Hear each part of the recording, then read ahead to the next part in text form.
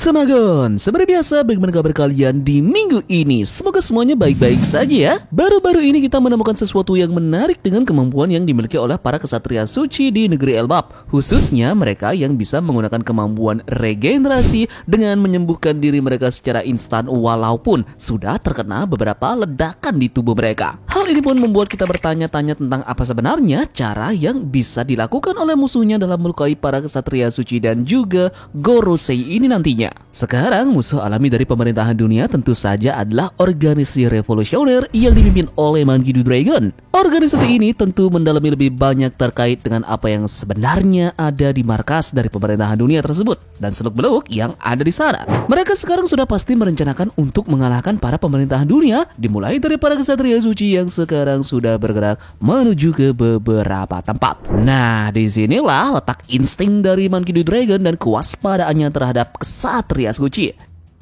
Dragon melihat apa yang terjadi di God Valley karena tentu dia ada di sana. Dragon mengerti bahwa masalahnya bukan hanya terletak pada kekuatan kesatria suci, tetapi pada apa yang disebut kekuatan mereka di Maria Joa, kekuatan para dewa elit yakni keabadian. Ketika Dragon ini memutuskan untuk mempercepat tindakannya, dia pun mempertimbangkan poin penting ini, kebutuhan untuk memenangkan pertempuran jika perlu melawan kesatria suci. Dragon telah berhasil menyusup, pengumpulan informasinya tentang Maria Joa telah selesai. Tindakannya pun semakin menguat di seluruh dunia. Kekuatan pemerintah, cengkeraman politiknya mulai melemah. Dan sekarang dia pun menyerang mereka dari dalam dengan merampas pasokan dan menimbulkan kekacauan internal. Ini bertujuan untuk mengakhiri perang dalam satu kejutan. Serangan kilat, pertikaian cepat tanpa membiarkan pemerintah melakukan serangan balik ataupun menyusun kembali pasukannya.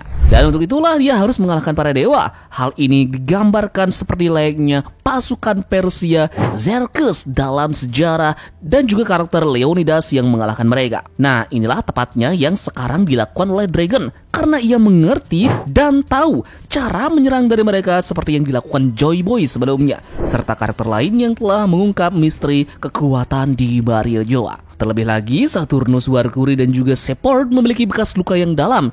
Ini adalah bukti bahwa mereka telah menderita kerusakan tubuh di beberapa waktu pada abad kekosongan. Ini mungkin menjadi kunci dari Dragon mengetahui letak tersembunyi dari kelemahan keabadian yang dimiliki oleh pemerintahan dunia di Maria Joa. Sekarang bagaimana jika The Abyss adalah sumber keabadian Gorosei dan juga yang lainnya? Ketika kita melihat Saturnus dan Gunko beregenerasi, sepertinya bukan tubuh fisik mereka yang terluka, melainkan gema dari diri mereka sendiri atau dalam kasus ini, bagian tanda petik hantu dari diri mereka sendiri yang mampu berinteraksi dengan dunia. Spekulasinya mungkin mereka yang diangkut melalui tubuh The Abyss akan mengambil wujud seperti hantu yang tidak dapat dirusak. Kekuatannya tampak tak terkalahkan, tetapi memiliki kelemahan yang sangat besar bergantung pada The Abyss untuk tetap utuh. Kita pun telah melihat The Abyss ini dikalahkan berkali-kali. Contoh saja ketika Luffy meluncurkan Mars keluar jangkauan pemanggilan. Ada lagi ketika Emmet melepaskan haki milik Joy Boy dari simpulnya. Nah, kita dapat menyimpulkan bahwa untuk menghentikan keabadian adalah dengan mencegah pengguna melewati The Abyss ini. Sekarang kita masih berpikir bahwa Gorosei itu abadi dan mereka tidak bisa menua atau mati. Bagaimana jika itu tidak benar secara teknis? Di God Valley sendiri, kita melihat bahwa Garling sudah menjadi Holy Knight. Kita dapat berasumsi bahwa pada titik ini ia telah memperoleh The Abyss. 39 tahun berlalu dan Garling pun telah menua. Kita lantas tahu bahwa Gorosei dapat dibunuh hanya karena marinir menguji racun pada makanan Saturnus. Nah, mengapa seseorang yang abadi peduli dengan racun? Sekarang bagaimana jika tanda petik ruang hantu ini adalah lokasi asal dari Abyss, atau setidaknya tempat Abyss itu sendiri berada? Pemerintahan dunia tidak akan bisa dikalahkan kecuali The Abyss dihancurkan. Dan satu-satunya cara untuk menghancurkannya adalah dengan pergi ke tempat di mana dia tinggal dan berada. Bagaimana jika Abyss ini sudah diberikan petunjuk sejak di Dressrosa dan bahwa Doflamingo adalah salah satu karakter terpenting yang tersisa di dalam ceritanya. Harta nasional Maria Joa tak lain adalah Abyss sendiri dan pada suatu hari yang menentukan Doflamingo pun berkesempatan untuk melihatnya. Rahasia apa yang diketahui Doflamingo Doflamingo tentang pemerintahan dunia yang membuatnya berpikir mereka akan mengirim pembunuh ini ke Impel Down. Doflamingo tahu segalanya tentang Abyss dan cara menghentikan mereka yang memiliki jejaknya. Abyss yang merupakan harta karun nasional Maria Joa terletak di dalam Phantom Room. Ini menjelaskan mengapa Doflamingo harus dibungkam setelah melihatnya dan mengapa penjaga yang lainnya pun menghilang. Suatu hari di Maria Joa, Doflamingo ini sempat melihat Phantom Room dan juga menemukan Abyss. Nah, sekarang apa sebenarnya Phantom Room dan juga Abyss itu?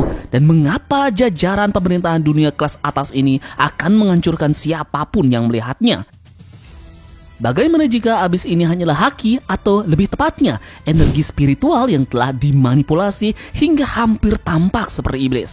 Itu semua hampir dikonfirmasi dengan berbagai karakter bereaksi terhadapnya seperti saat merasakan haki seseorang. Contohnya adalah Skoper Gaban sendiri mengaku merasakan kehadiran gaib dari haki abnormal saat Holy Knight muncul di Elbap. Mungkinkah Abyss ini adalah sejenis mesin atau saluran yang memberikan kekuatan energi spiritual kepada mereka yang memiliki tandanya? Di alur yang sama saat Abyss pertama kali digunakan, kita diperkenalkan pada konsep Joy Boy yang memasukkan hakinya ke dalam tali yang diikat, yang dapat dilepaskan saat seseorang inginkan. Sepertinya cara kerja dari Abyss sendiri adalah melalui penggunaan sigil. Pengguna mampu memanggil haki Abyss ini untuk menggunakannya sendiri. Jika Joyboy memasukkan haki miliknya ke dalam tali, maka Abyss memasukkan haki miliknya ke dalam tanda khusus. Tapi pertanyaannya, dari mana haki ini diambil? Nah, sekarang bagaimana jika Abyss adalah sebuah mesin yang terletak jauh di bawah Maria Joa di dalam Phantom Room itu sendiri,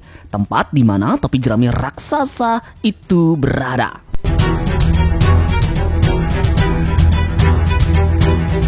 Sekarang kita ke mural kuno. Pada mural tersebut tampak seolah-olah di sisi kanan terdapat terowongan para budak turun dengan tangan kosong, dan di sisi lain mereka bangkit dengan membawa sesuatu. Nah, apa yang kita lihat di sini adalah budak yang dikorbankan untuk memberi kekuatan pada Abyss, dan energi mereka diberikan kepada Dewa Bumi, yakni merepresentasikan Imsama.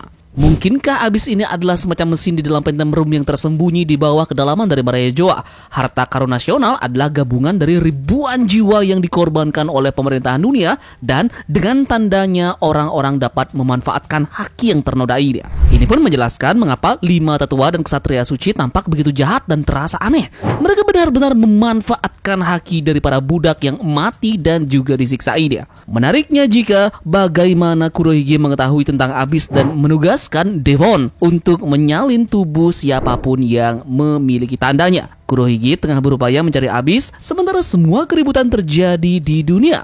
Dia berusaha langsung mendapatkan harta karun nasional Maria Joa, sesuatu yang sangat gila, dan ini terhubung dengan mengapa Imsama menikam poster burunan khusus ini.